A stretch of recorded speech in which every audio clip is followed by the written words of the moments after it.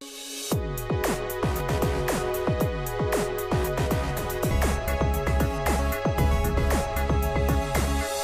Alternative Dig Talk. Real issues, real talk. Are you craving for that special meal that will entice your taste buds and leave you with lasting thrilling memories? Look no further. Spice Island Bulenga has got your answer. Natural, fresh and delicious juice, the best meals. Don't miss our daily specials from Monday to Sunday. Pizza Wednesday, Saturday Pizza Bonanza, you buy one and take two. Come dine with us and feel the experience. We are located at Prime Shopping Center in Bulenga, Mitiana Road. For inquiries, call us on 0704111720. Spice Island, we treat your cravings.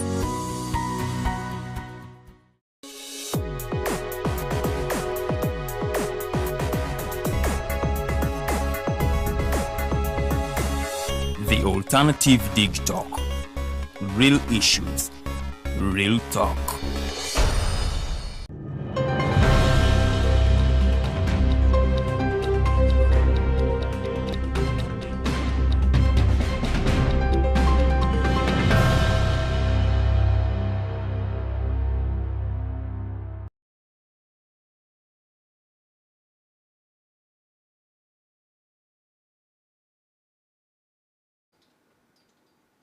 Amacha amalungi go wenna gyosinzidde okubanga otukererako oba wasiibye otya oba akawungeza akalungi okusinziira mu ggwanga n'enkyukakyuka y'essaawa gy'olimu, abamu bwakakya, abamu bwakawungeera, abamu malaga byamisana, abamu mugafuna kacaayi. So wenna awooli w'osinzidde tukwaniriza nate ku programu yaffe eno The Mighty Drive, era kana akanyomero kabaka Mighty Global News Updates nga tukubyamu etochi kubimu kwebyo ebikoze amawulire mu nsi yonna okusinga ddala wana ewaffe ku butaka e Uganda. Nze Mukose Arnold Anthony era nga ntuliddemu omumbejja Luwede Lilian, era nga wena maze updates zino omumbejja Bikobere Farida ajja kubanga naye abatuusaako enteekateeka ne programu yaffe nga tukyaziza leero muna NUP ono munankyukakyuka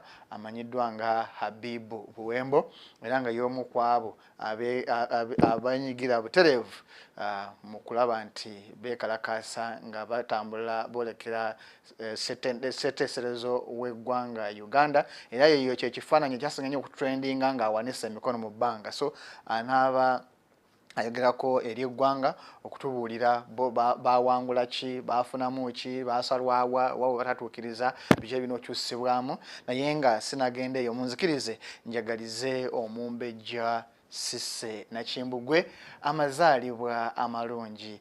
Mukwano gwaffe, maama waffe, mwanyinaffe, senga waffe, tukwagaliza amazaalibwa amalungi. Olunaku luno olunaku lwa nkizo nnyo, lunaku lwa njawulo nnyo, era ng'ojjaguza olunaku luno tusaba Katonda akkirize essala zo zonna, akkirize ebiruubirwa byo okutuukirira, era nga tukukwasa eri omutonzi nga tugamba nti yekka yasobola okwanukula ssaala yo, era nga twebaza abazadde bonna, omuzaana n'abalangira abasobola okuleeta ku nsi eno, era nga tugamba nti Mukama Katonda weebale olunaku luno olwaleero okutuleetera omumbejja Sise Nakimbugwe. Kale olunaku olungi era yoga.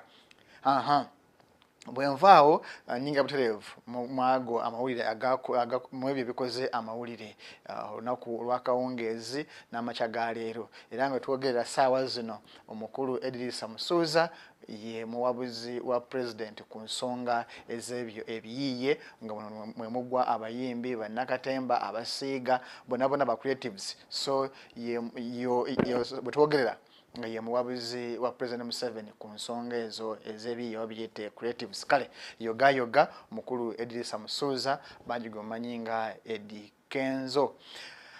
Ensonga z'ebyobufuzi zirinnye enkandaggo nga twolekera okulonda kwa 2026 buli nkambi ez'obutesagga, era nga ezemazeeko nga muwogo wansi mmere wakati nku waggulu zibanva, nga wetwogerera ng'ekiwa nga bana FDC oba enjawukana oba olunyafa wakati wa FDC yanajana nkumbi ne Katonga luongedde okugaziwa nga wetwogerera oluvannyuma lwabe Katonga okulangirira nti mu myezi 6 bana bamaze okusangulawo ekibiina kya FDC bano basazeewo ne bagamba nti oluvannyuma okukiwanduukula bagenda kubanga oba oliawo bakwasaganya bakwasaganya enteekateeka y'okulangira ekibiina kyabwe ekipya nga bwe basazeewo ne badelegates ku lunaku lwa Monday. Badelegates abasoba mu 8 bakuŋŋaanye ku kitebe Katonga ew'ekiwayi kino ekya FDC nga bagamba nti wansi w'obukulembeze bw'omukulu Ssaalongo Elias Lukwago basazeewo okulaba nga bakola ekibiina ekipya kiri bakijjewo era nga ssemateeka waabwe akawaayiro akasoma 6 bwe kabawa obuyinza bo nga bammemba naye bino byagudde mu matu ag'abanajjanankumbi bakombye kwebaza eriibwa ne bagamba nti mugunywanga ne muguteesa kusooka kufaddala maze emyaka 4 nga temusubscribe nga temunyoyinga nga membership yammwe so temulina buyinza bwonna era temuli bammemba abakkiriza mu ssemateeka okudissolvinga oba okugamba ekibiina kino mukijjawo oba oliawo mukiggalawo so olwokuba nti maze emyaka 4 nga temumanyikiddwako okuba nti muli bammemba temulina buyinza naye kinajjukirwa nti abamu ku bo ba lifetime member kati nga dokutakkiriza Besigye ye ne watasubscribinga ye lifetime member so abantu ngabo oba oliawo kano bebadde boogerako tebekwata naye ate bageze maaso ne bagamba nti mwe muli badiikuula mwabe Katonga abatalina kye musobola nakukola era naddala Ssaalongo Elias Lukwago gwe omanyikiddwa nga failure tolina kibiina kye wali obaddemu nekimi okujjako okutambuza emivuyo era nti mmwe mukolagana ne Museveni nti emirundi mingi omukulu chairman Ambassador Bitigwa avudde n'agamba nti ayogera ne President Museveni otereevu ate nga ne omukyala Honorable Musumba naye alabikiddwako mu bifo ebyenjawulo bingi nga ono ali ne President Museveni so kino kiraga bulazi nti mwe abali obutereevu ne President Museveni nenkolagana ne President Museveni era nga ye agamba nti oba oliawo mwe emifo gye muleese giraga bulazi nti mukolera President Museveni nti kubanga bwe mwate mukolera President Museveni lwaki omuntu ayagala enkyukakyuka ovaayo n'ogamba nti ekibiina mukisaanyeewo ekibiina ekiriko omusayi gw'abantu ekibiina abantu kibasaadaase ennyo okulaba nga kiyimirirawo naye bw'ovaayo n'ogamba nti oluvannyuma myaka 2 tusazeewo kino ekibiina kiveewo kyo kitegeeza nti ate gwe akolera President Museveni butereevu so enembeera bwetyo bweri kale omanyi bagamba nti tunaabawulira ebiseera ebisinga atata kudduukira nduulu munzikirize eyo ensonga ekyali nnene yeetaagisa okubanga erambulwako era ndowooza aba voltage ku ssaawa emu ey'akawungeezi bajja kuba batundira ensonga ezo ezimu ku ezo ensonga ez'ebyobufuzi okulaba oba oliawo obutakkaanya buno bunaatuukawa era buyambaani nakyo ekirina okukola okulaba nga tugonjoola ensonga zino zonna kale ebyo ebiri mu FDC era nga banankyukakyuka tubasabira mukiveemu oba oliawo musobole okufuna okulaba nga mufuna obukulembeze bwamwe bwe mwagala naye mutandisa okwerumaaluma nga tebunafuna bukulembeze olwo munaabufuna tunaabafe abamu tunaabatuddukira waabwe kibanga mu nnyumba munda mulemereddwa okutuula okuteesaganya butakkaanya kya buntu naye ate butuuka ku nsonga ey'okuba nti mugenda personal tandika okulangira munno grades yafuna olina alangira munne nti gwoli bwoti oli nze ndowooza ate mba musse okuva ku kinyusi ekya struggle naye kale ebyo byammwe mutusinga kufa abamu okutegeera ebyobufuzi so tukatulabe ffe tujja kuba tutegeeza abantu baffe biki bye munaaba musazeewo oba oliawo naffe katulinde emyezi 6 abe Katonga gye basuubiza kuba bano abenajjanako bagambye nti mubawe emyezi 6 mujja kulaba bano bannakatemba badiikuula bakazanyikirizi abatalina kye basobola kukola era ebyogera ffe tebituyugula ttama kubanga ne kkooti yasalawo dda neraga nti oba oliawo bano bannakigwanyizi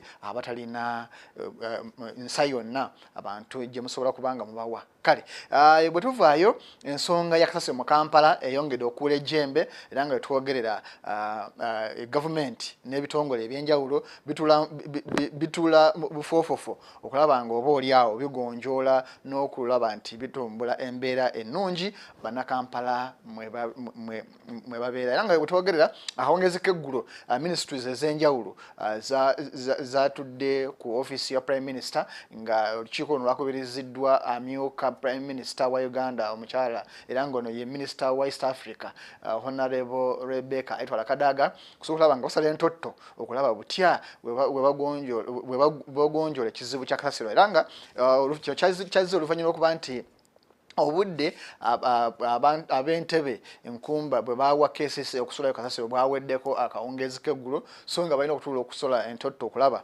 nti oba oliawo butya bwe basobola okulaba nga bakola enteekateeka eno era nga twogerera kyasaliddwawo nti entebe tekyasobola kuwanirira kasasiro naddala ava mu Kampala kubanga kyazuuliddwa nti kyabulabe eri Victoria n'obutonde obw'enjawulo era ne bakikaanyaako mu kaseera akatono kano nti bajja basuulako eddundu mu mukono basulayo kasasiro oyo nga bwe bakulaakulanya ekifo eky'ennansana gye bagenda okubanga bagira basuula kasasiro ono okusobola okulaba nga oba oliawo awanirira era nga ab'emmenvu mu kitundu ky'emmenvu mu Nansana municipality bagenda kugira nga bali serving kasasiro ono era nga enteekateeka ey'okulaba nga balongoosa kuba babawadde obukwakulizo ne bagamba nti fe okulwa serving kasasiro wammwe okusookera ddala mulina okusobola okutukolera amakubo agagenda eyo era nga ministry y'ebyenguudo ng'ekulembeddwamu General Katumba Wamala batandikiddewo ddala omulimu gw'okulaba nga oba oliawo basenvula n'okulongoosa amakubo gano mu kaseera kano nga bwe bafuna investor oba oliawo anaakulaakulanya ekitundu ky'eddundu mu mukono abagenda kutandika okusuulibwa kasasiro ono mu bbanga kuba eno just a short time naye mulongo term arrangement kasasiro ono agenda kupanga atwalira eddundu naye nga batatese okufuna abamu kwa investors okusobola okulaba nga oba oliawo basobola okukenenula kasasiro ono okufunamu ebintu ebirala so eyo embeera ya kasasiro n'obujama bwe buyimiridde mu Kampala. Ensonga endala bwe tuvaako awo aba Church House Church of Uganda ya receivings ekyapa kyayo ekya Church House oluvannyuma lw'okumalayo ebbanja oba looni obuwumbi 6 obadde bugibanjibwa so Church of Uganda n'abakristaayo bonna abangerikani tubayuzaayuza okulabanga nti oba oliawo mwasobodde okununula ekyapa kyammwe era nga ekizimbe kino ne kibaddizibwa era nga kiri mu mikono gyammwe butereevu okuva mu Equity Bank so ndowooza muyogeyoge era eyabadde mukulu Kazimba Mugalu Stephen akulira Church of Uganda yabaddewo okurisivinga ekyapa kino era nga omukulu John Musinguzi yeebazizza Church of Uganda okusobola okulaba nti yalwanye okulaba nga yeddiza obuyinza ne full control ey'ekizimbe kino kale bwe tukkirira akadde kantwala kantindiggwa omukulu bangi mumanyi afande Alinayite Bwana ono Alinayite Bwana bw'atamumanyi bw'ojjukira omwami oba omusirikale eyakoona endabirwamu ya Dr. Kiza Besigye emyaka gisoba mu 10 emabegaawo n'amukoona bubi n'akoona ennyumba n'akoona ennyondo emmotoka ye ne bamufuya tiya gas eyabula katono okumutta ono lwaleero ate abula ennemba na misango gyekuusa kukabasanya n'okukakaboozi ak'ekikulu nga akakaka omukozi owawaka kiteeberezebwa nti ono yamuleetanga mukozi wawaka naye yamuleeta n'ekigendererwa ekyokulaba nga oba oliawo amwefunza n'okubanga nti amusimba oba amulaga amakuba amakyamu omuli okumubikula obubugo ng'ate amukase bukasi so mu mbeera eno ono yakwatibwa era n'avunaanibwa omusango gw'okaka akaboozi ng'ate olw'okuba nti mukwasa amateeka era nga mukuumaddembe yali badde amanyi amateeka ate kyeyakola yatyoboola eddembe ly'omuntu era guno omusango guli mu maaso gwa mulamuzi Byabasaija era nga bwe twogerera omusango guno gwayongezeddwa paka 17 October era nga state oba prostitution oluyo lwabwe lulaga nti obujulizi bwonna bwamaze okuŋŋaanyizibwa era nga bo beetegefu okulaba nga batandika okuwulira omusango guno kubanga olwedde bamukomitinga dda okuva mu kkooti ya wansi n'agenda mu kkooti enkulu era nga bano omulamuzi yasabye oluyi luweeyo obujulizi bwonna bwe bagenda okwesigamako mu kuwoza omusango guno buweeyo oluyi ne bannamateeka b'omukulu omulamuzi okuwaayo osaidi eyabo abavunaana n'abavunaanibwa babe nga basobola okusharinga bino obujulizi buno bwonna basobola kuba nga batambuza omusango guno bulungi nnyo nnyini ddala. Kale ensonga zibadde zikyali nnyingi naye munzikirize ndowooza nkome awo. Omugenyi waffe yatuuse dda era nga Omumbejja Bikobere Farida agera kubanga waali butereevu okulaba nga atambuza ensonga zino zonna era nga n'omugenyi waffe bulungi mukulu Habib Buwembo yatuuse dda okusobola okulaba nga buli awo batunuulira ensonga zino mu mbeera ez'enjawulo. Nze Mukose Arnold Anthony kambalekere Omumbejja Bikobere Farida abatuuseeko ensonga n'omugenyi nga bakubaganya ebirowoozo mbeere bulungi mweraba naye nga puroguramu kyagenda mu maaso.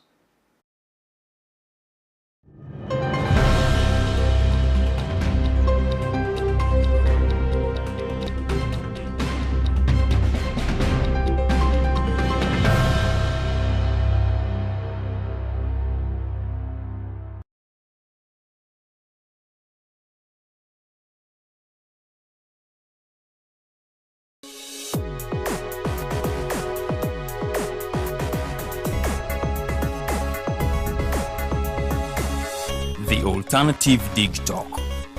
Real issues, real talk.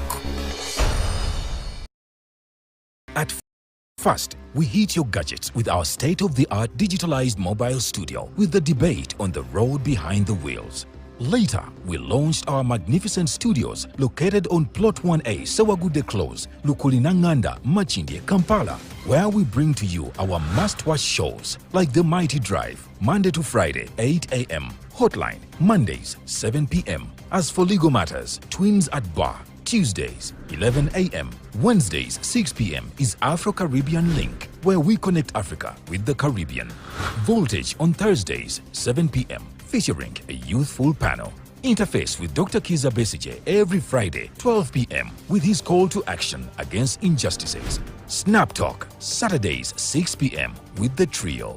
A must-watch, The Political Dice, Sundays, 8 p.m. with the duo that never stammers, and so much more. Watch us live on all our social media platforms. We are The Alternative Digitalk. Real issues, real talk.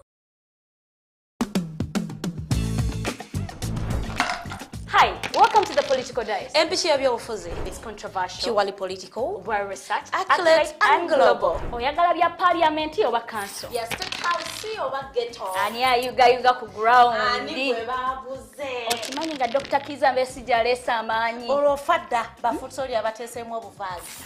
Oba yo DP eri kuki? Olwo jeema. Bano ba MKCG bo baddawa. Abo bafuna CDF baamala tebabanja. Olwo baba anti bange bali kuki? Abo bo akina kulabisa simayanga posturing tebabiri bali mu structure building. Naye ate ono ye. Ani oyo oba? Ye ali kuki? Oyo tumuleketa gamwanyiga mangu. Ebe na birindira no ku the Political Dice ku the Alternative Digital nange teditenje ewamune. Farida Bikobere Buli wa Sunday sawa 2.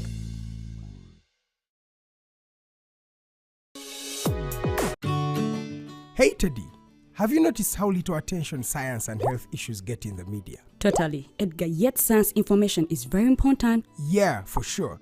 That's why the Health Journalists Network is here. How can they help? They are a group of journalists dedicated to advancing public understanding of healthcare issues through impactful reporting on health and science. Oh, really? Yes, they meet up every month with scientists and researchers, policymakers, and activists at the science media cafes. They then relay what they discuss to the public. Does that benefit us? Oh yes, very much so. This helps with health and science literacy for a healthy Ugandan society. Okay. I love getting informed about science and health issues. Health information makes all the difference between life and death. I'll look them up and engage them. That's great. They are based all over the country. Oh, okay. That's interesting, and they should be making real impact. They are empowering health communities through journalism. Journalists can save lives just like doctors.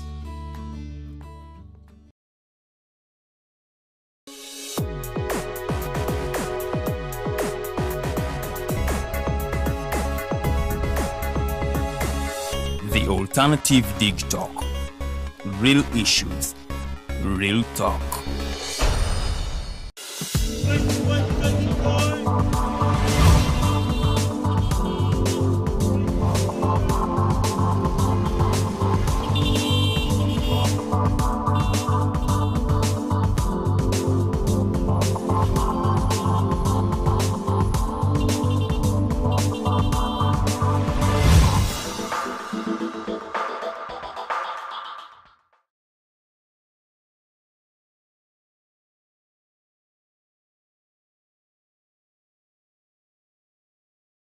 Mbaniriza ku show muli ku Mighty Drive amanyanze Farida bikobere mu studios intuddemu n'omukulu Mr. Buwembo Habib ono tumujjukira bulungi nnyo mu March to Parliament azenga yenyigira mu activities ezenjawulo era twamulabako emabegako wali eri era ku Parliament yawo nga ina activity gyakola we ya one man army era nakwatibwa n'amalira ddala eruzira ndowooza ebbanga lya myezi ng'esatu so nno abadde ajja tugoberera life ye ya activism okuvira ddala mu FDC ate paka wano saawa eno bwali mu kibiina kya NUP tugenda kubanga twasesinga March to Parliament impact yaayo olowooza yakola oba teyakola gwe wagiraba from a distance did they achieve what they wanted oba teyakola ate gwe yagyetabamu did you achieve we mwalina points zammwe ze mwali mwagala okwachivinga did you achieve so byonna tugenda kubanga tubitunulira kubanga tulina omuntu eyaparticipatinga mu March to Parliament era nakwatibwa nasindikibwa eruzira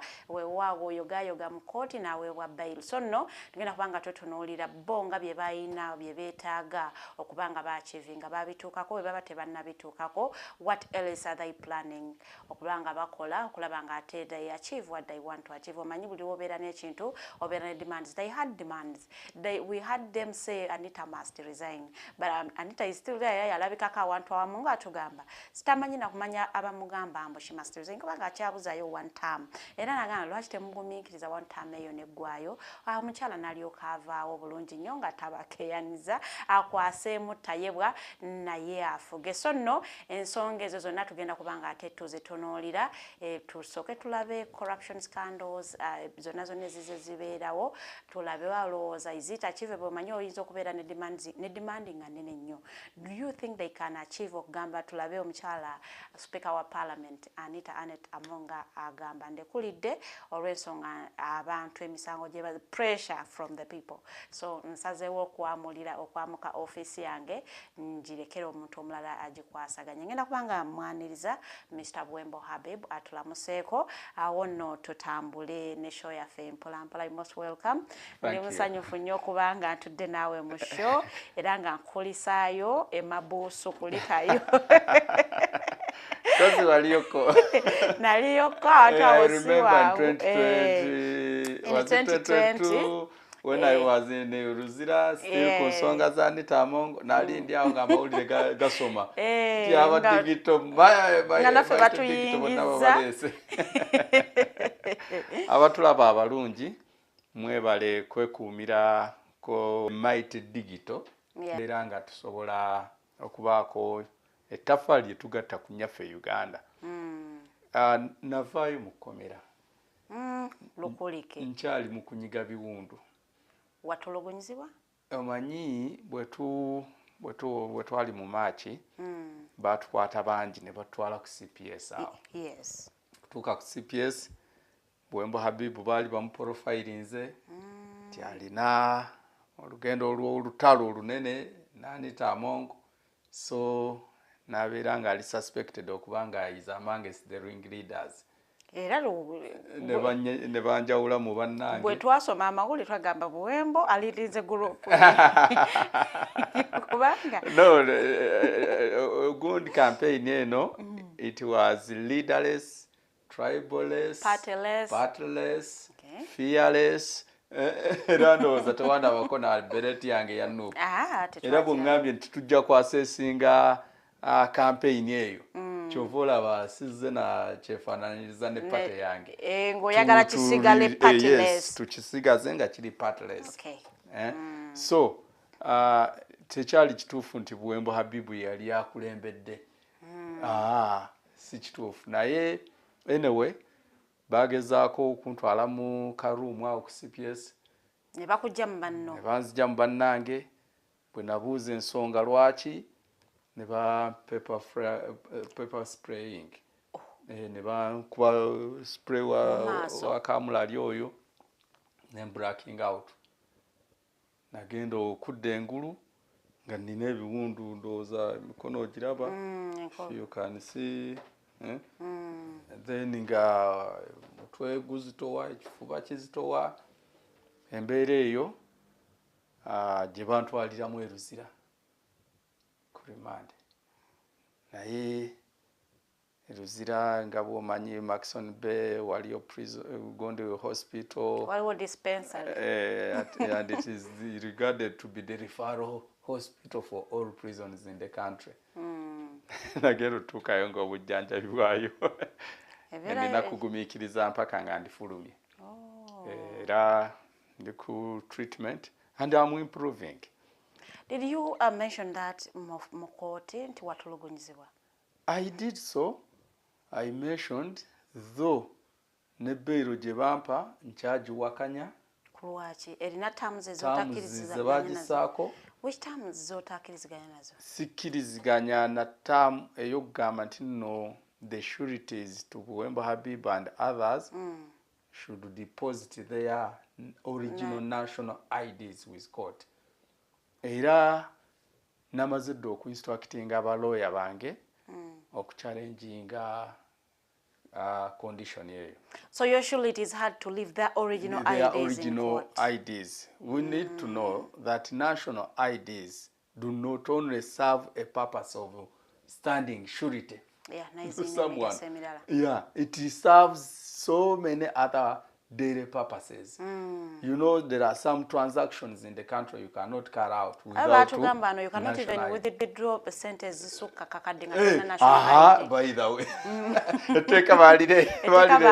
you cannot withdraw money from any financial institution more than a million without a national ID. So if court confiscates someone's national ID, then kiba kitegeeza nti bamaze mutataganya mu mirimu gye.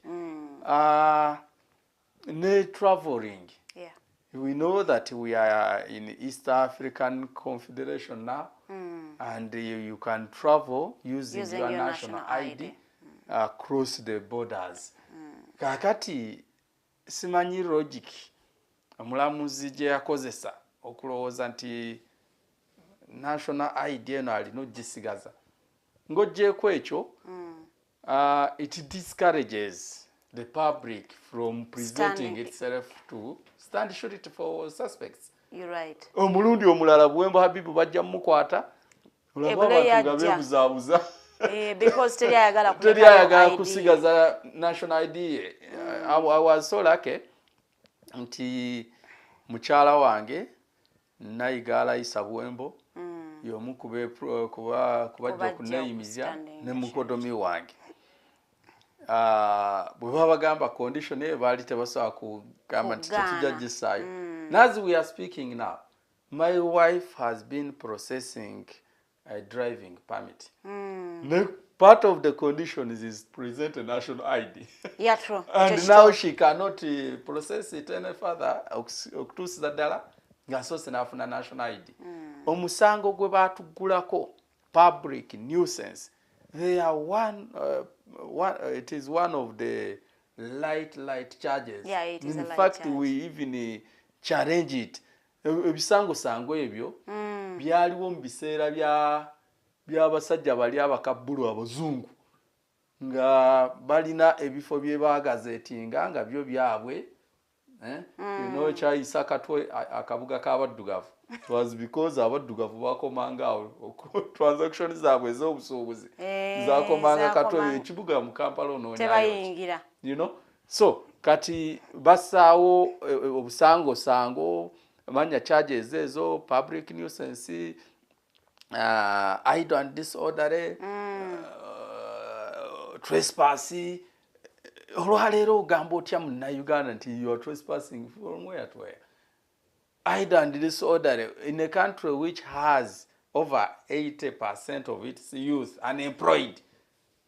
That, according to the statistics carried out by UBOS, 80% of the someone youth can unemployed. be yeah, true. How can you charge someone of idle and disorderly? If he's not employed, then what do you expect him to be doing from morning to evening? Be at home. Be at home for 24 hours. So, what we've been to be to asigazanga tetumanyira lwaki tukola ki? Tubisigaza. Kati ekigambo public nuisance twali mu kooti omulamuzi omanyi bw'aba asoma charge then wabeerawo interpreter. Yes, abamutudde bali awo. Interpreter n'agamba nti muvunaanibwa omusango gwa public nuisance. Kweyisanga ekitagasa. Ati naye agakikweka alaba watiza mu lulimi lw'otegeera. Naye yatereka mu luzungu. Ne mugamba nti omutaputa ako tetukategedde. Public nuisance. Anti aliwo tunnyonnyola munnaye ajje mu luzungu atuddirize muki mu lulimi Oluganda. Nti muteeberezebwa okubanga mweyisizza ng'ekitagasa. Kati omulamuzi n'abuuza okkiriziganya n'omusango oba nedda. Ne mugamba sitegedde omuntu yeeyisa atya ng'ekitagasa. Kubanga nze mbadde mu campaign nga ngamba nti obuli bw'enguzi bususse era speaker alekulire. Simanyi oba ekyo kitegeeza kweyisa ng'ekitagasa. Bwe kibanga kyekyo kye kitegeeza sikkiriziganyiza na kigambo ekikozeseddwa era sinaba kweyisaako ng'ekitagasa. However, campaign eno eya kulwanyisa obuli bw'enguzi etandika butandisi. Yes. Tubadde tumanyi nti yakoma ku 23rd lwe mwatambula. 23rd it was like a civic causing a civic awareness. Okay. Bannansi bamanye nti obuli bw'enguzi webuli ate businziridde ddala mu house ya parliament eyandibadde esuubirwa okukola omulimu ogw'okulwanyisa obuli bw'enguzi mu institutions zonna endala. Kubanga parliament constitutionally eweebwa omulimu gwa oversight role. Yeah, true.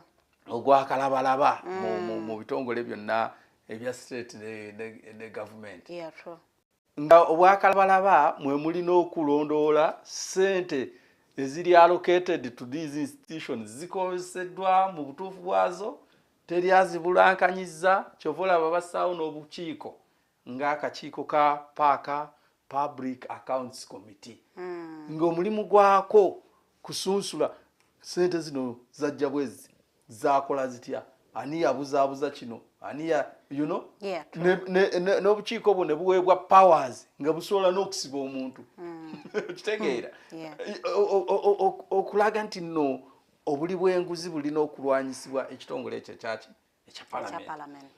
However, mu kaseera kano parliament eri mu kuswala nti obuli bw'enguzi obusinga kati busibuka muki mu parliament to the extent nti n'obukiiko buno obuteereddwawo owulira issues ezimu n'owulira ng'oli agamba nti bwe baali bagenda mu komiti bano ne basooka bayisaawo akantu bwansi then bagenda otuuka mu komiti nga badalimba budalimbi you know. Era olutalo luno bwe tutandika lwatandikira ku social media by the way. Ojijjukira parliamentary corruption exhibition. Exhibition zezagenda maaso. Exhibition tugenda okulaba ng'abamu beekaza Anita Amongo nga bw'omumanyi. Yeekaza nti ebintu bya social media tetusobola kukola ki? Kubigenderako. And we cannot debate anything to do with social media. Twali tuli awo Museveni headmaster w'abali b'enguzi naye nakkiriza n'aga nti nedda leero kisusse n'akulukunya ekiwandiiko ebbaluwa n'agisindika mu parliament n'agamba in a part of his letter he said I have evidence that there is a lot of corruption in Parliament and the Minister of Finance. Yeah. Kati bivudde ku social media. In his statement, he said, I have evidence. So, Siganti, I have been following on social media. I have heard people saying, I have evidence that there is a lot of corruption in Parliament and in the Ministry of Finance. Yeah. So, olutalo ne tugenda mu maaso. Kati bwe tuvaayo ne tulangirira ennaku z'omwezi 23 March to Parliament okulaba nga tulwanyisa n'okulabisa obubbi, obulyake, obukenuzi, obulabayi, obukulupya, buli bw'enguzi obufumbikedde Parliament. Yes. Ekisooka interest yaffe yali yakulalinga ggwanga lizuukuke. Abadde alowooza nti nno sente zino z'ababaka ba Parliament akkirize nti zaffe. Because when we are talking about public funds or public funds, we are talking about our money, the taxpayers' money. Yeah. And who is the taxpayer? Me, you, and the other. Era nze bwe mba nsitukanga nwanirira sente z'omusolo sirwanirira gwe. I'm fighting for myself. I'm calling for the accountability of the money I pay. When I'm talking about taxpayers, I'm taxpayer number 1. So waliwo abaga nti nemwe mulowooza nti mu Uganda yonna mwe munalwanirira. Gwe oba tonasituka, it is like bwe mba ntwala omwana wange ku ssomero ne ntuuka ku ssomero nga fees bamwongezza n'enkayana. Lwaki mwayongezza fees oli alina obusobozi obumusasula naga nti nate tola ku muliraano wali basasula milioni basinga wano at least tuli mitwala 5. Yes, bw'oba oli comfortable you may stay relaxed. Naye nze atali comfortable nekyo nsigaze eddembe ly'okusituka n'enkola ki n'oyogera. Kati mulimu bannansi abatanaba ku realizinga, abatanaba ku appreciatinga nti sente bwe ziba zoogerwako ezibbibwa mu Parliament nti twogera ku sente ze. You get it? Kati gwatanaba kya appreciatinga olunaku olwo twavaayo okwagala okirializinge. Era ne Parliament eve mu mbeera y'okulowooza nti zino ensonga za spire atambuza parliament exhibition what then Agatha era wali olabanga batandise okulwanagana naki n'abantu abo batandise okubatiisa. They had started threatening their lives. If you can recall, Spire came out publicly and said, I'm receiving life threats. Agatha also mentioned the same. N'abantu activists abamu abali betabye nnyo ku campaign ya social media. Campaign, I can tell you, 23rd, it was a successful day. I think ngojeko ndoza campaign ya walk to work. Teri campaign ebadde ya attracting ze bantu. In fact, I may even say in the campaign ya 23rd,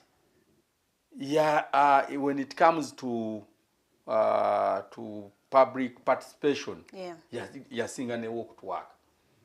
Because during walk to work, you could see leaders on the front line, but these others, the public, it is just cheering at the leaders. Wali olaba Dr. Besigye ne MPs ne ba activists abatono nga be bakulembedde kati abantu nga bali wali bakola ki bakiyalinga mutulwanirire musajja waffe tukuwagira nenga bo wekituuka mu kwetabamu tebakola ki tebetabamu. On 23rd, police said it arrested 117 people. Mu prison mwenali mu Maxon Bay we were 67. There were some others abatwalibwa ku Kampala remand. Waliwo abalala bali mu women prison. So enamba yaliwo naye era ffenna abeetaba mu campaign eno when we hitted the street tewalaba kwadduka because we were like mulimu abeetabamu be bataakwata kitegeeza badduka mulimu abo abatono abadduka mulimu by the way the numbers were so many waliwo abagira ne mu tiimu gye nali ndinayo okulembedde mulimu be nalaba nga bakola ki ng'agamba ogwango ogw'okulabisa guba guwedde we were about to 35 but during the course of arrest tukwata 17 kitegeeza abalala bakola ki badduka it is true naye abasinga obungi wabalaba nga boogera ne security nga bagamba ti we are not here to fight you, we are here to fight down corruption, and our call is down corruption down. Nenga abantu abamu bagamba nti ekintu kyamwe kyali kya copy and paste. Copying from where? From Kenya. Nti olwokuba bajenzi be Kenya and what's wrong with that? Bakikola ne ki succeeding, yes. So you wanted to copy. Bakikolera ku nsonga ki? Nti mwayina demands. Yes. You are walking to parliament. Naye nga tebiri written down. Nti when we mutuka ku parliament, then what else? You see, temuyina oba petition, temuyina kintu kiri written down. Omuntu yenna asobola okugezaako okudownplayinga call yaffe ne campaign yaffe.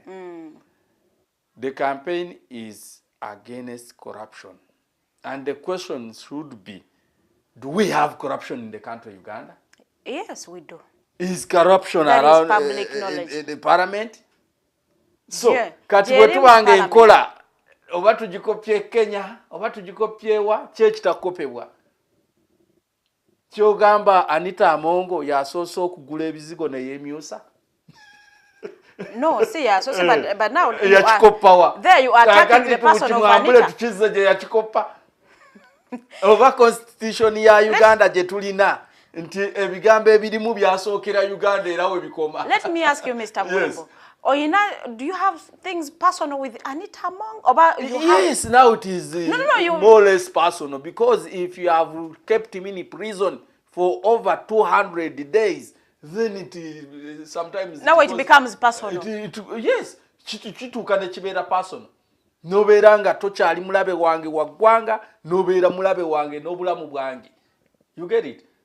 Kati Anita Amongo, it is personal. Nkugambye, the money she is mismanaging, the money she is stealing, it is my money. I'm taxpayers number one. Wali abantu abamu abagamba nti Madam Anita Amongo tali mukuba sente. Otherwise you would say she is mismanaging office, but she's not stealing, so she's not a corrupt person. You see, ebyo nabigambo byakuwunda bubbi. Embezzlement, mismanagement, misappropriation, obwonna bubbi. You get it? Era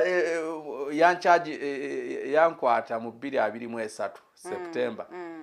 Ne bantwala mu kooti ne bancharginga n'omusango gwa spreading malicious information about the person of the speaker, against the person of the speaker, Anita Amongo. Which information did I spread? Which information were you spreading? That you called her the Kalamajongo iron sheets thief. Anita teyabba mabaati g'Abakalamoja. N'agakomyawo. Nti report yagamba she misappropriated. Ne bw'ogenda mu dictionary. N'onoonya definition ya theft. Theft is taking someone's thing or property without a consent. Without their consent. Yes. Kakati Anita amabaati ge twalabanga atuuse Kalamoja Ebukedia, later alone n'amala n'agajjayo n'agazza gye yagabba, yalina consent y'Abakalamoja. Teyalina ensonga lwaki yagazzaayo. That is theft. Era nze bwe natuuka mu kooti ne bansomera omusango, Habibu, on this day you uttered ABCD n'abagamba ebyo bigambo byange, era ne bumusaano kamera mbiddamu. So omulamuzi n'abuuza, so okkiriziganya n'omusango? Ne mugamba nzikiriziganya n'ebigambo byonna bye nayogera, Anita Amongo mubbi, yabba amabaati g'Abakalamojja. Anita Amongo nina obujulizi obukakasa tiyabba amabaati g'Abakalamojja. Obujulizi obusooka ye report ya IGG ye yamu implicatinga. Obujulizi obwokubiri nina abantu be yakozesa mu kutikkula amabaati g'Abakalamojja ogayingiza mu store ye. Obujulizi obwokusatu twamulabanga ye kennyini bwe twakuba enduulu ngazza amabaati agazza gye yagabba obwo n'obujulizi mbulina. Nekye neegaana kiri eki nature charge spreading malicious it is not malicious information to me. It is the truth that I say. Mulamuzi nanyenye omutwe bwati. You know? So, tubadde ku match. Tujja kubanga tukwatira ya omuntu weyebuuliza lwaki mutagetinze nnyo Anita Among oba lwaki tutagetinze nnyo parliament kubanga obuli bwenguzo obuli mu parliament tusobola kubugeraageranya obuli mu ministries endala away from parliament. So why are you all mwenna amaaso lwaki tugateese nnyo ku parliament? Parliament, one, it is a representative body. Ekiikirira nze naawe n'oli n'omulala. Yes. Parliament constitutionally is being charged with the duty of oversight role. Parliament, other than all other state institutions, it is the only institution etaliiko agicheckinga. Kubanga tulabye Parliament erina committees eza public accounting committees, institutions. KCCA, come here. You were given this much. How did you spend it? How did you contract? Tubalabanga baita ne Bank of Uganda. Yeah. You come here. You account. Let us see. Ne baita Unura ne baita URA. Ani aita Parliament ogichecking. Totally. So Parliament is being left to us, the public. To check if we don't wake up and take up that role, then bajja kusigala nga babbanga bwe baagala nga teri abakola ki? Teri abakuba ku mukono. You get it? Yes. So, lwaki twatagetinga Parliament? Oluvannyuma lw'okulaba nga bo bakola ebintu byabwe mu mbeera ekyeyononere, embeera ey'obutagambwako. To the extent Parliament tugirabyeko severally nga ne kooti eyogedde Parliament n'egaana. Yeah. Take an example in the case of Honorable Francis Zake. Mu kesi ye y'okumujja mu commission mu mbeera etali ya bumativu. Naddukira mu kooti. Court pronounced itself. Court said baamugoba mu office mu bukyamu. Era kooti n'eragira azibwe mu office ye. Ne sente zonna ze yafiirizibwa zimuddizibwe. Is in the office? No. Kisaanye kyaggwako naye. He was reappointed. He was reappointed mu bukyamu. Has his money been paid? Ezedda. Ezemabega tebazitula but what Parliament esobola n'okuyisa olugaayi mu kooti. The same speaker, Anita Among, who is saying today, ku motion ya Sechikubo, we cannot undermine court. Court has taken a decision, so we have to respect the court's decision. She is the same person who never respected a decision of court in the case of Zake. Kati omuntu afaanaganako bw'atyo yefudde Semawale. Bwe mutakuba nduulu ya kyalo ajja kukola ebive buli omu bimukose. Kwe kusalawo ne tugamba nti olutalo luno tulufuule public. Era Anita Among mu lutalo lwe twatandika public ezuukuse. Olabyeko mu church ng'ayingira church ne baga nti you are corrupt and you deserve not to be here. That has not happened. You haven't seen it. Where did it happen? I was in prison. Mu prison eyo waliyo screens eza TV. Nendaba omwana omuwala ng'ali ku mulyango wa church yeekandagga. Yakwatibwa n'okukwatibwa weewaawo tebaamutwala mu prison ne bamuwa bond nga balaba omulamu ogwo aliko muki? Mutuufu. Mutuufu. Tubalabye ne ba church leaders nga batunula mu maaso g'ababbi abo ne babagamba bannange mususse you are stealing too much and your stealing is affecting so many lives. That is how now important the campaign is becoming. Tulabye nze mbadde mugundi mu facilities ezo za security. Police, prison, n'aba prison bennyini n'otuuka ne bagamba kudos. This time round you are speaking. Mukutte kuki kinyusi because their lives are also deteriorating because of the acts of these people, the corrupt. The corrupt. Ochege? Yeah. Tulabye embeera nga n'abalamuzi bennyini olaba nga bali bakubira mu ngalo. Yes, bakubira abeekalakaasi mu ngalo era nga bagamba nti I don't need you go home. Teri kuwa cash bail nkuwadde yato ezitali za buli. Waawo abalamuzi abamu tugenda kwongera balabisa ng'omulamuzi yali mu keesi yange. Condition ezo ze wasaawo national ID biki waliwo ne condition kuze bateeka ku be basibye the accused nti ate olina okuleeta your copy of the national ID. Not a copy, original national ID okuwa bail. Take an example of Sammy was granted bail, yes. Ono wa Maite family. The Maite family. Sammy was granted bail with stringent conditions. Condition number 1, pay cash of 500,000. It was cash bail. Yes. Okay. The cash, yes, we could solicit money from amongst ourselves. Nabategera omulamu campaign je tuliko. And the money was raised. But another condition that failed Sammy to get out of the prison was deposit both your national ID, and original, and your passport. Why both? But on which charge? Public nuisance. Kati wa terrorism no wa bajja mugamba. Bana mugamba ki?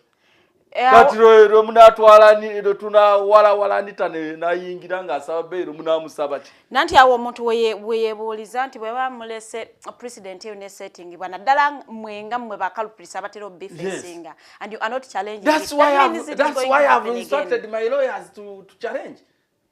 And this is not the first time we are challenging the same.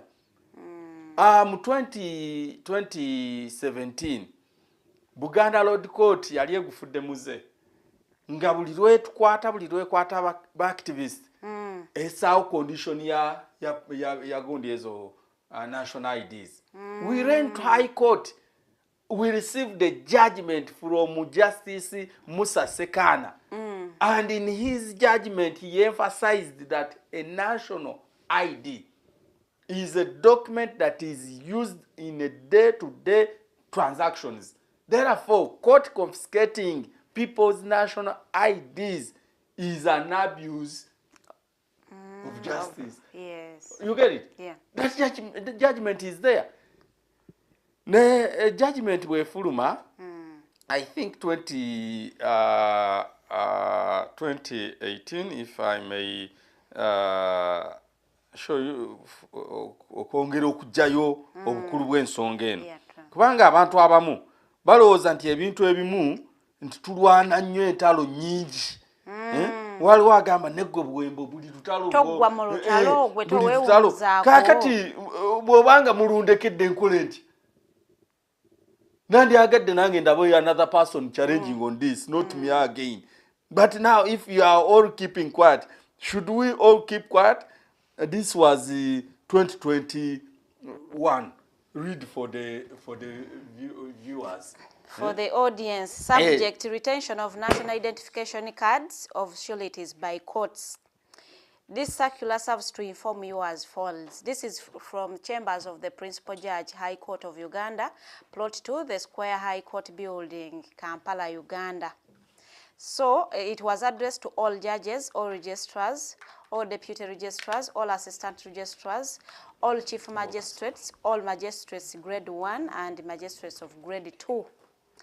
ngagamba nti following several complaints by court users, it has come to my attention that as a condition for the grant of bail to accused persons, many courts request for their national identification cards of sureties to be deposited in court until final disposal of criminal cases. Most criminal cases take over a month to be disposed of, yet national identification cards are required by all Ugandans to undertake day-to-day business. The attendant is that sureties are unable to pursue their rights and undertake their obligation as citizens of this country for as long as their original identity cards are retained by a court. I think I'll wake up comma. This is page 1. That was page 1. Yes. Page 2 ndowooza abali mu kutulaba. Mutegedde bulungi nnyo naye kubanga emisango abantu olusi bwe tuga we are challenging, we are running for a review, we are doing never know what since the law do not require deposit of national identification cards of sureties with court as condition for grant of repeat bail. that. Since the law does not require you know deposit of national identification cards. So the magistrate who asked for the depositing of national IDs in our case, yakoze amateeka impunity, and we must challenge impunity at any level. Yes. By this circular, judicial officers ordering the retention of national identification cards of sureties are reminded to make bail orders that reflect a difference between the accused person and their sureties. So that means the law requires sobola okugamba accused okudepositing the accused, but not in every case. In the capital cases, you get it. But on a charge of public nuisance, no gambo muntu, you will not travel until when this matter is being disposed of. It's better for deposit your passport. Yeah, true. Kati, go ahead. It also serves to direct all courts that are holding original national identification cards of sureties to review such orders in favor of release of the side and obtaining alternative surety and or documentation to ensure that the accused returns to court until final determination of the matter. Please ensure compliance as soon as practical in light of the ongoing directives governing court operating during the COVID-19 pandemic. Copy to the Honorable the Chief Justice, the Honorable Deputy Chief Justice, the Chief Registrar, Permanent Secretary or Secretary to the Judiciary. From the Principal Judge, Flavian Saija. That was 2021. Oh, take it. Kakati, today, Magistrate wa Buganda Road, ayasabye original national IDs okuva mu bashurities baffe kye yakoze kye bayita batya mu mateeka. That is insubordination. You know, directives are principal judge tazirabawo amuyisizaamu eggaali. Respecting the orders za court nenga tugenda kubanga tuwumulamuko katono nnyo ebigambo bya mateeka bitandise. So such impunity, we must fight it down, and we said down impunity, down. We are going in for a short commercial break. Tugenda kubanga ate tukomawo nkyali ne Mr. Buwembo Habib okuva wali eri mu kibiina kya NUP tukyasesinga impact ya March to Parliament eyaliwo mu ennaku z'omwezi nga 23 omwezi oguwedde. A very good morning.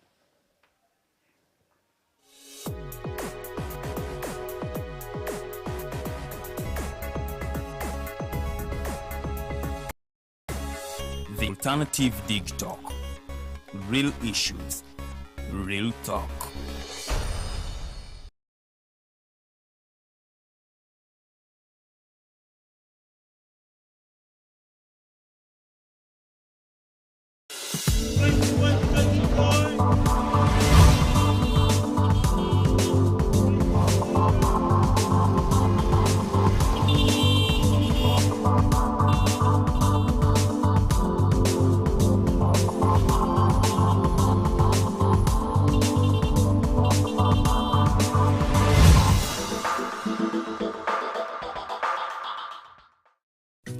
Rogers, can I ask you something?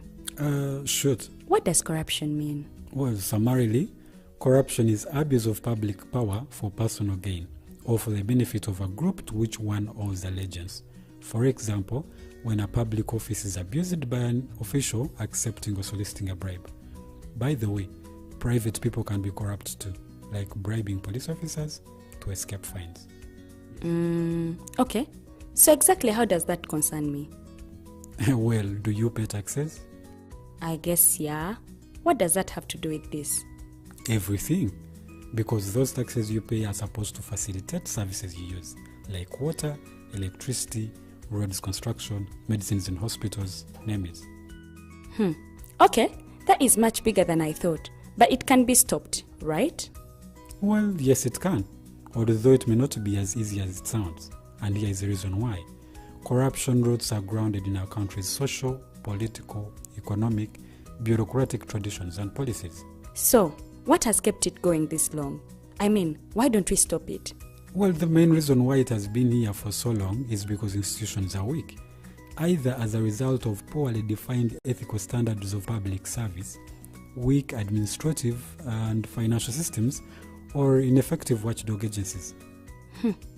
What can we do to stop it? At a national level, we must focus on strengthening the independence and effectiveness of public institutions that fight corruption. At a personal level, we must commit to never giving a bribe. I promise I'll never give a bribe. Well, that's a great decision you have made. Me and you now have to spread this message to all our friends. If we all do our part, corruption will be no more. This message is brought to you by Alternative Digital. At first, we hit your gadgets with our state-of-the-art digitalized mobile studio with the debate on the road behind the wheels. Later, we launched our magnificent studios located on Plot 1A, Sewagude Close, Lukulinanganda, Machindye, Kampala, where we bring to you our must-watch shows like The Mighty Drive, Monday to Friday, 8 a.m., Hotline, Mondays, 7 p.m. As for legal matters, Twins at Bar, Tuesdays, 11 a.m. Wednesdays, 6 p.m. is Afro-Caribbean Link, where we connect Africa with the Caribbean. Voltage on Thursdays, 7 p.m., featuring a youthful panel. Interface with Dr. Kiza Besije every Friday, 12 p.m. with his call to action against injustices. Snap Talk, Saturdays, 6 p.m. with the trio. A must-watch, The Political Dice, Sundays, 8 p.m. with the duo that never stammers, and so much more. Watch us live on all our social media platforms. We are the Alternative Digitalk. Real issues, real talk. Hi, welcome to the Political Dice. empishi y'ebyobufuzi It's controversial, purely political, well researched, accurate and global. Oyagala bya parliament oba council. ya state house oba ghetto. Ani ayugayuga ku ground. Ani gwe baabuze. Okimanyi nga Dr. Kiza Besije aleesa amaanyi. Olwofadda bafutoli abateeseemu obuvaazi. Oba yo DP eri kuki? Olwojeema.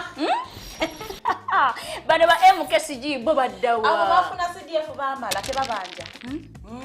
Olwo baba ate bange bali kuki? Abo bo akina kulabisa simanyanga posturing tebabiri bali mu structure building.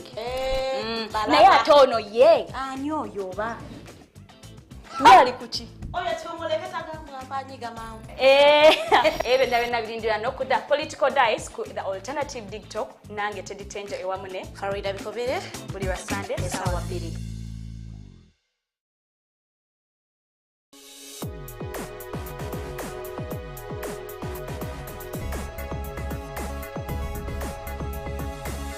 The Alternative Digital. Real issues, real talk.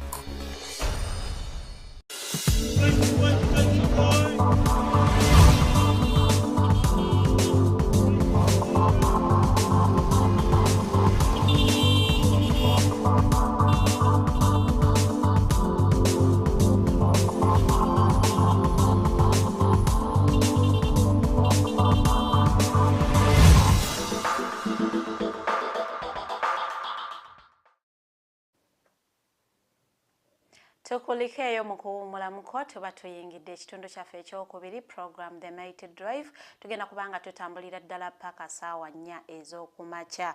Nkyali ne Mr. Buwembo Habib tuli mu kwasesinga impact ya March to Parliament. Gwe ali mu kutulaba gwe kusinzira ku gwe nga walaba March to Parliament eno osobola okubanga ate naawe owa endowooza yoba opinion yo ng'okozesa comment section both on Facebook and YouTube. Ku YouTube tuli ku The Alternative Uganda, ate ku Facebook ojja kubanga otusanga ku Digital TV oba Alternative Uganda.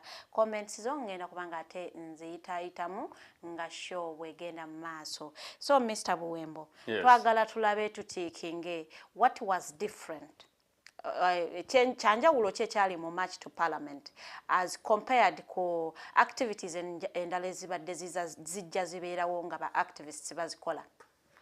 Ekyenjawulo ekisooka nti up to date you cannot say eno campaign yakulemberwamu gundi yalekebwanga campaign y'abantu bonna era ne mu participation nekyeyoleka. This was the first time I was in prison with a lawyer. Lawyers have always been representing us in courts. No musangayo nagamba Habib mbere lyetya ne kuluno twali na lawyer mu prison. Council Jeremiah, I think omumanyi. He was arrested from the gates of Parliament. In fact, yali mu campaign nena nabali bamumanyi amongst the police officers. They could not believe that he's part of the campaign.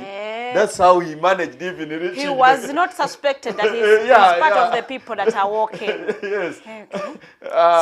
So until when he started addressing the media from the gates of Parliament. No, corruption must be stopped. So we are engaging in this campaign to fight against corruption. Hey, kumbe roya council you are in the Nebambeba. You know, we saw artists, but the musicians, the comedians, nebana abazanye emizanyo. Tubadde twogera ku Sami. The Mighty family. Yes. We saw journalists. We saw artists coming out on the comments.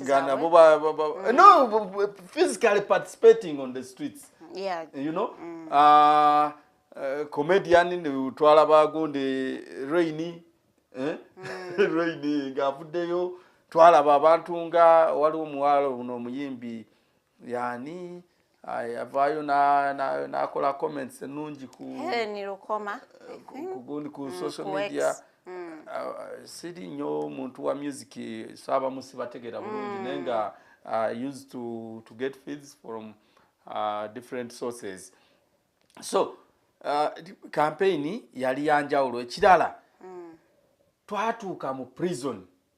In fact, before prison twali ku CPS. And I saw the OCCID. I think he's Munyarwanda or Muhima. He was like, now, go watch me mu campaign yen. Oli munyankole. You know? Go munyankole watch me mu bine byokwekalakasa. So to him abanyankole tebalina kwekalakasa. He thought abanyankole they are contented that dina buzibu da tebasobola kwekalakasa. But reaching prison twatuuka nga tuli abasibe 67 mu Maxon Bay. Then we proposed to grouping tubeere nga tweyamba. Twalina abantu ab'obusobozi obw'enjawulo.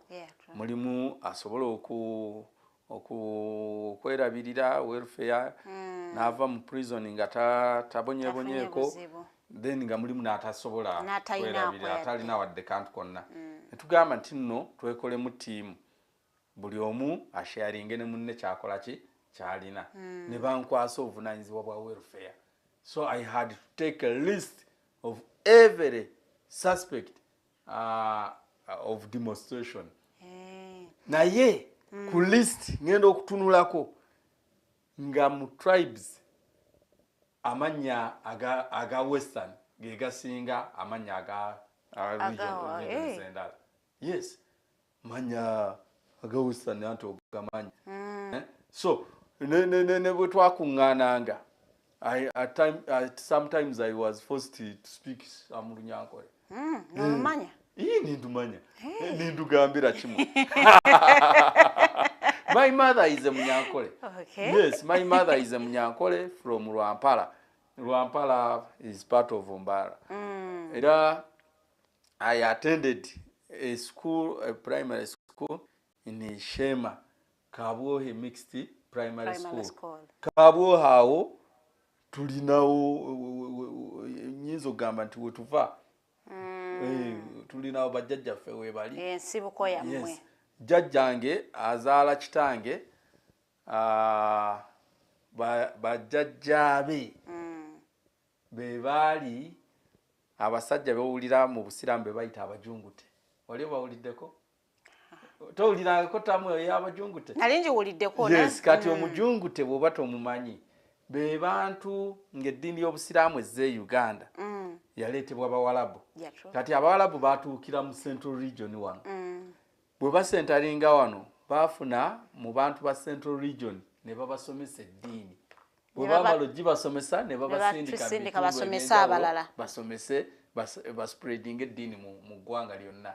Kati amongst my grands mwe bajja ne babasomesa ne babasindika mu kitundu kya Western by then Bushenyi. So bwe yagenda okusomesa eddiini. Yasomesa eddiini olw'okuba nti yali musajja musomesa mulungi ng'ate ne munneeyisa musajja mulungi abaayo ne bagamba nti tetukkiriza kuddawa. Tetukukkiriza kugaruka Buganda musaawo.